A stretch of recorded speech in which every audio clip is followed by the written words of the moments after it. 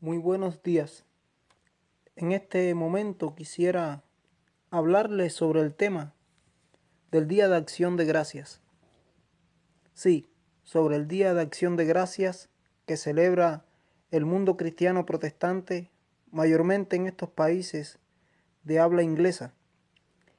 Y como pueblo cristiano y protestante que nosotros somos, poseemos un gran nivel de ignorancia respecto al origen de la celebración del Día de Acción de Gracias.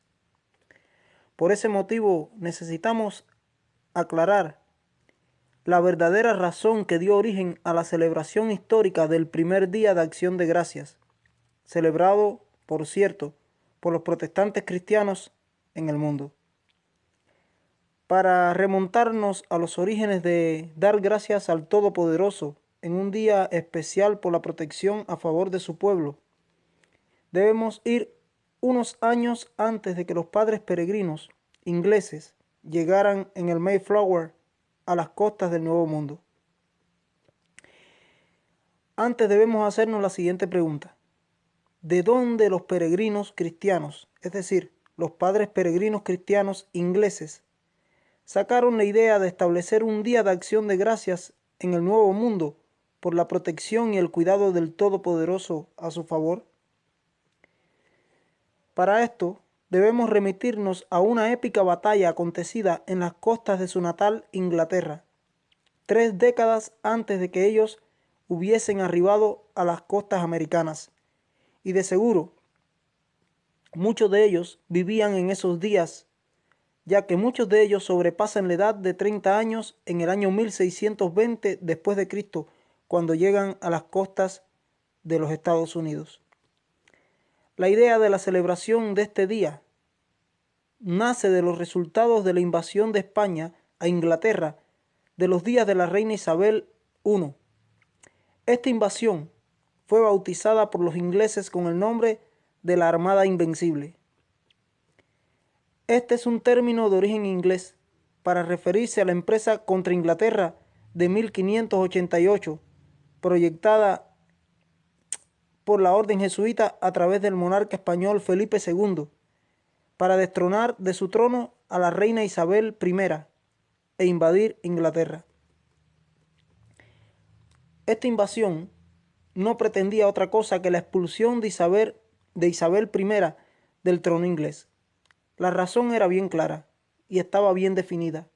Esto era parte de una venganza fraguada desde el Vaticano por parte de la orden de los jesuitas, quienes eran los manipuladores del rey Felipe II, el cual se sabía de su fidelidad a esta orden, como bien ha quedado registrado en los anales de la historia. Esta orden fue creada por Ignacio de Loyola, como nosotros conocemos, en el año 1534 después de Cristo, contra la Inglaterra protestante. Estas acciones eran parte de la agenda de la contrarreforma católica contra los protestantes, liderada por la orden jesuita desde los días del concilio de la contrarreforma. Este concilio había sido celebrado desde 1545 hasta el año 1563 después de Cristo, con el objetivo de destruir al protestantismo y destruir a las principales naciones defensoras de los principios del protestantismo, surgido en los días de Lutero. También respondía a la ejecución de la reina católica María Estuardo en Inglaterra, la cual era esposa de Felipe II. Este rey era el hijo del emperador católico Carlos V, que sé que lo recordamos muy bien, el cual tuvo que enfrentar y aceptar la derrota de la reforma protestante iniciada en Alemania por Martín Lutero y establecida por los príncipes electores alemanes en el año 1531 después de Cristo. Felipe II había contraído matrimonio con la reina católica de Inglaterra María I o María I Estuardo, de modo que el hijo que tuvieran pudiera reinar en España y en Inglaterra a la vez. Pero ella falleció sin darle a Felipe II un hijo al trono, un heredero. Pero Isabel I, quien era su media hermana, llega al trono en sustitución de María Estuardo en el año 1558. Así Isabel comienza a reinstaurar la reforma anglicana en Inglaterra y Felipe II intenta frenar el avance de la reforma proponiéndole matrimonio a la reina Isabel, pero ella lo hiere o hiere su orgullo, rechazándolo totalmente. Pero en el año 1570, desde el Vaticano, a sugestión de los jesuitas, el Papa Pío V promulgó una bula que excomulgó a Isabel I y autoriza a cualquier católico para asesinarla y a cualquier monarca católico para destronarla. Felipe II, que es reconocido en la historia como un títere fiel a la orden de Loyola, en este caso a la Compañía de Jesús o los jesuitas, como se les conoce, acepta una conspiración para asesinar a Isabel I y sustituirla por la reina de Escocia, María Estuardo, de religión católica. El rey de España manda agentes jesuitas infiltrados en Inglaterra para iniciar la rebelión, pero esta jamás llega a estallar, porque Dios permite que los espías de Isabel descubran el complot. Isabel decide iniciar un plan para dar dinero y tropas a los rebeldes protestantes de los Países Bajos. A partir del año 1572, Isabel comienza a financiar expediciones corsarias de Hawking y Drake en las costas del Caribe, capturando botines de ciudades españolas. En 1585 Drake, en este caso Francis Drake, ataca puertos de Galicia en España, atentando contra iglesias y matando a curas y a monjas, por lo que Felipe II decide atacar por fin a Inglaterra. Isabel I es informada por sus espías de los planes de invasión de Felipe II entonces. A fin de ganar tiempo para disponer sus defensas, Isabel ordena a Sir Francis Drake atacar la bahía de Cádiz, en España, donde se estaban construyendo barcos de la Gran Armada Española. El ataque de Francis Drake, conocido como la expedición de Drake del año 1587, destruyó y capturó 100 buques españoles, lo que interrumpió los preparativos españoles y retrasó los trabajos cerca de un año. Felipe II ve que la armada se ha convertido en un enorme gasto financiero y apresura el experto almirante Álvaro de Bazán para que ataque Inglaterra. Sin embargo, el día 9 de febrero del año 1588, Álvaro de Bazán muere de tifus, viéndose la providencia en este caso. La providencial mano divina estuvo actuando en ello. Así que queda la armada sin almirante. Entonces, en Lisboa, capital de Portugal, no se encuentra a nadie que disponga del prestigio social para liderar similar misión. Entonces se le da a la orden de ejecutarla al duque Medina de Sidonia. El duque de Medina Sidonia carecía de experiencia naval y no se consideraba el hombre indicado para el proyecto.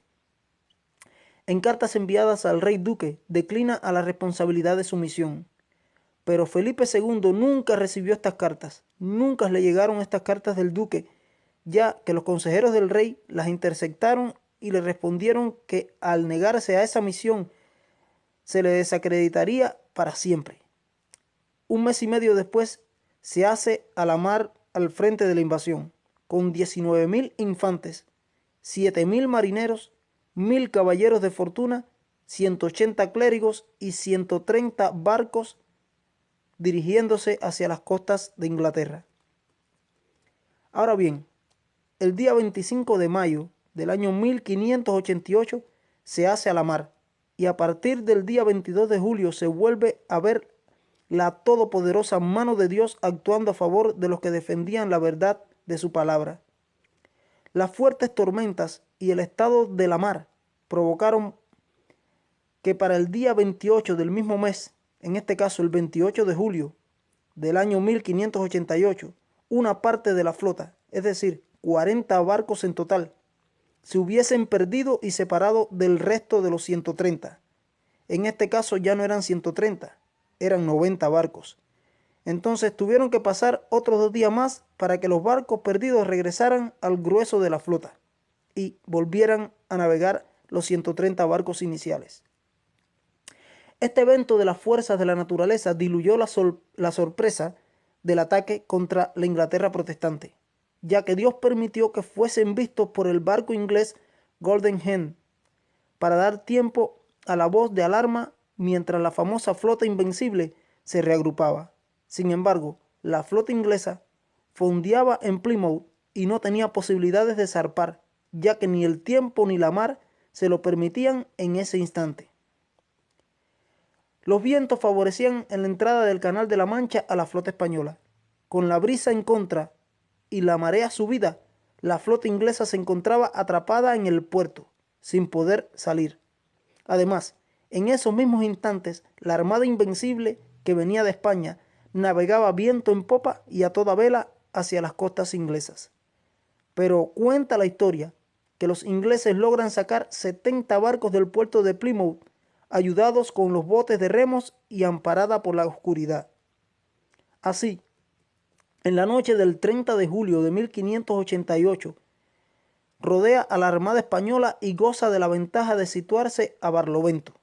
El 31 de julio, la flota inglesa comienza a avasallar tímidamente a la Armada Invencible española y al margen de los primeros contactos y estimación del poderío adversario, se realizan por la parte inglesa los primeros ataques con tímidos cañoneos a la larga distancia. Estando los barcos españoles en el mar del norte y dispersos, los ingleses fueron a atacarlos. Así se vieron obligados los barcos españoles a retirarse a la fuga, rodeando a las islas británicas. Pero nuevamente se ve la mano de Dios actuando en favor de su pueblo. Un empeoramiento repentino, inexplicable, de las condiciones meteorológicas del tiempo en la zona llevó a la flota española al mar del norte por causa de los vientos. Así ellos tienen que rodear las islas británicas por Escocia y descender luego bordeando Irlanda para dirigirse a los puertos españoles.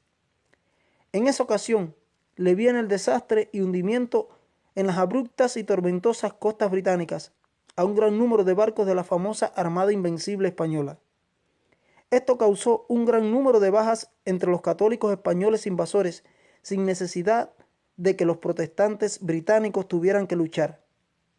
Dios estaba dirigiendo los elementos de la naturaleza en contra de los enemigos que querían eliminar a su palabra.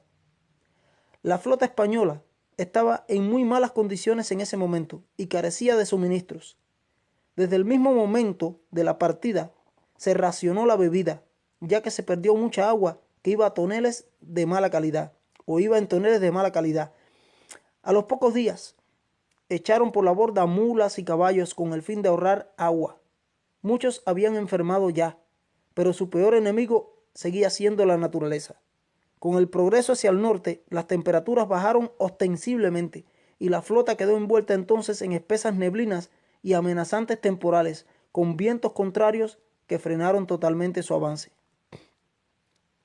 A partir del día 18 de septiembre de ese año 1588, frente a las costas de Irlanda, se desencadenó una terrible tempestad posterior.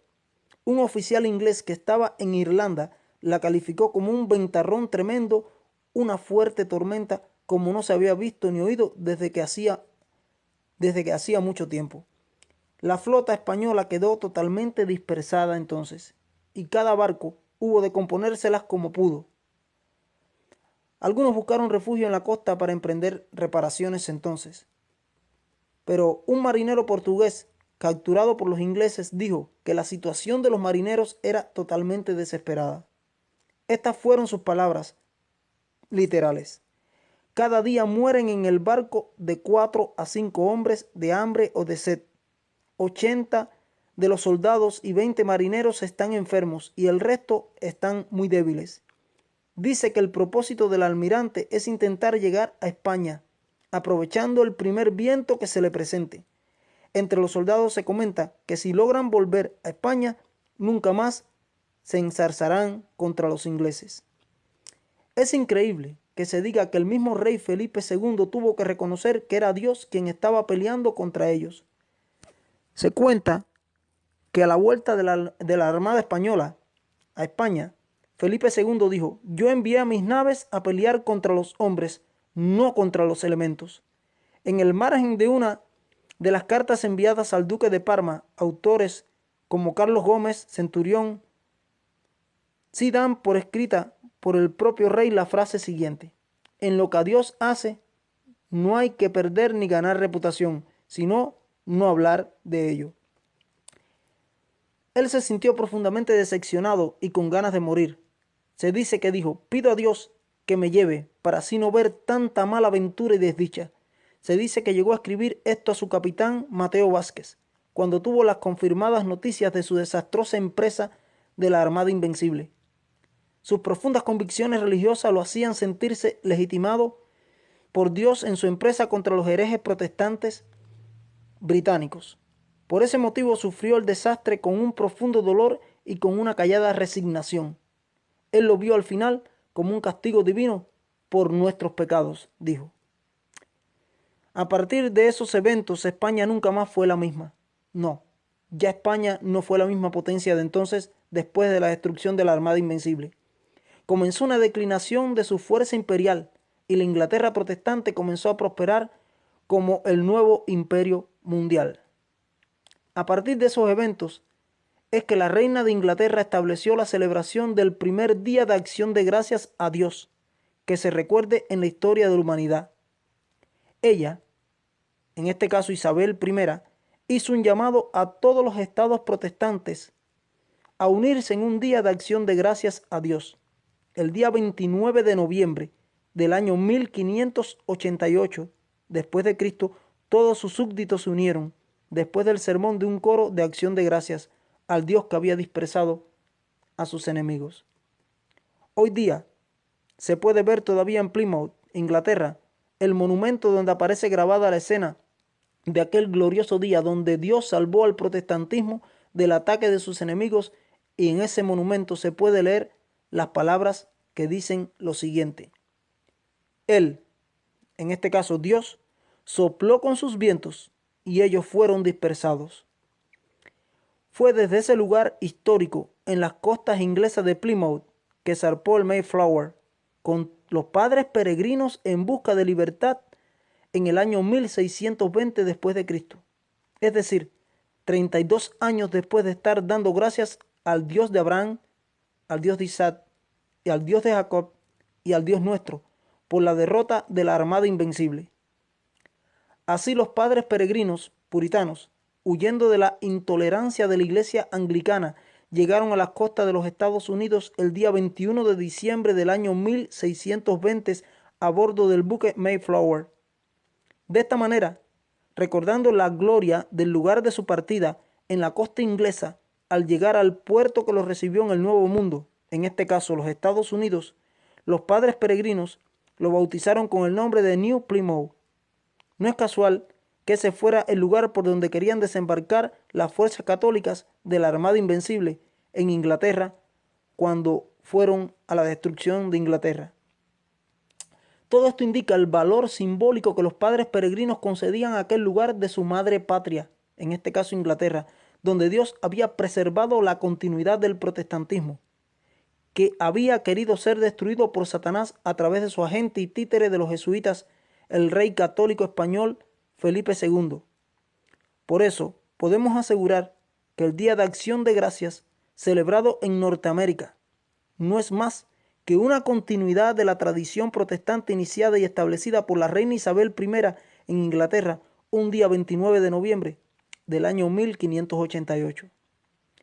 Todo esto lo podemos observar en el link que les voy a dejar a continuación en el video, que se los voy a poner, del segundo capítulo de la serie de 8 videos colgados en YouTube, que se llama Los Guardianes de la Llama, por este caso, presentada por el doctor Alan Lindsay, bajo el título Los Reformadores. Del minuto 11:50 hasta el minuto 18 de ese video aparece parte de esta historia de lo que sucedió con la Armada Invencible.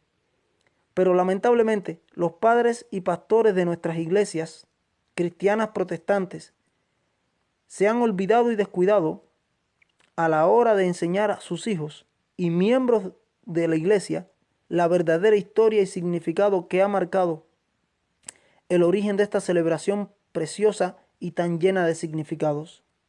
En ese día, Dios salvó a la Reforma y al protestantismo en nuestro mundo de una destrucción totalmente inminente.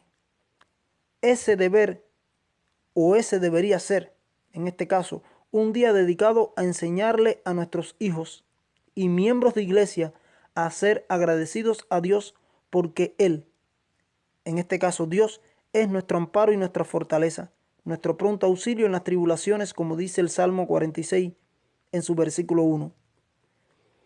Ha llegado la hora, en este caso, de rescatar la verdadera tradición del origen de las celebraciones protestantes, como esta que rinden culto a Dios y no darle tanto énfasis a otras de origen totalmente pagano como la Navidad y a veces hasta Halloween.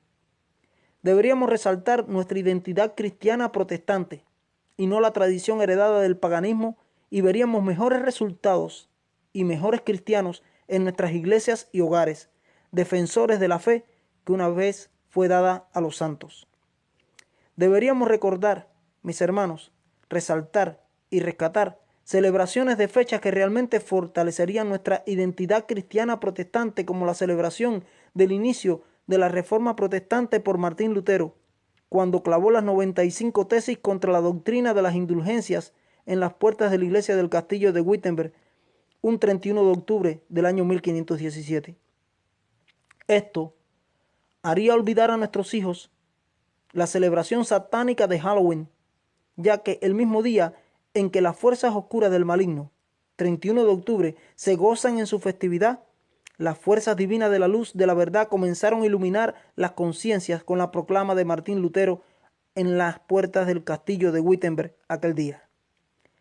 Resulta curioso e increíble que como protestantes que nosotros somos, les otorguemos tanto más énfasis a veces e importancia a la celebración de fiestas de precepto instituidas por la Iglesia popular y de origen pagano, que aquellas que marcan los grandes momentos de la intervención divina a nuestro favor en las vísperas de cumplir en cada octubre un año más de la historia protestante.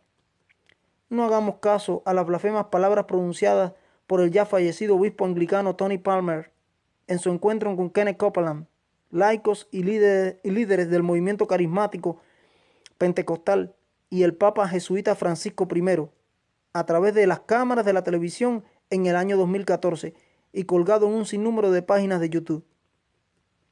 Pero la reforma protestante, mis hermanos, aún no ha cesado, no. En nuestro mundo todo esto es solo principio de dolores en vísperas del falso reavivamiento sin reforma que llegará a nuestro mundo.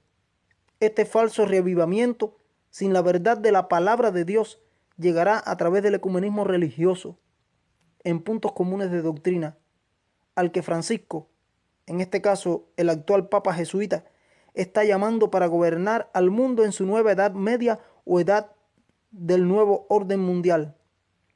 Pero les termino citando ahora lo que Elena de White nos escribió bajo la inspiración de Dios. Ella escribió lo siguiente en el libro El conflicto de los siglos, en su página 159, y debería ser una amonestación para nosotros. Dice así lo que ella escribió allí en El conflicto de los siglos, en la página 159. La reforma no terminó, como muchos lo creen, al concluir la vida de Martín Lutero. Tiene aún que seguir hasta el fin del mundo. Lutero tuvo una gran obra que hacer, la de dar a conocer a otros la luz que Dios hiciera brillar en su corazón. Pero él no recibió toda la luz que iba a ser dada al mundo. Desde aquel tiempo hasta hoy, y sin interrupción, nuevas luces han brillado sobre las Escrituras y nuevas verdades han sido dadas a conocer. Conflicto de los siglos, página 159. Dios me los bendiga mucho a todos ustedes, mis hermanos, que me están escuchando, y espero solo dos cosas de ustedes una vez escuchado este video. Número 1, que nunca olvidemos nuestras tradiciones y raíces protestantes más puras. Y número 2, y con esto concluyo, que en este año podamos pasar como nunca un real y feliz día de acción de gracias a Dios por su permanente cuidado y protección. Recordemos siempre lo que dice el Salmo 46:1. Jehová es nuestro amparo y nuestra fortaleza, nuestro pronto auxilio en las tribulaciones. Que Dios los bendiga por siempre y Maranata muy pronto.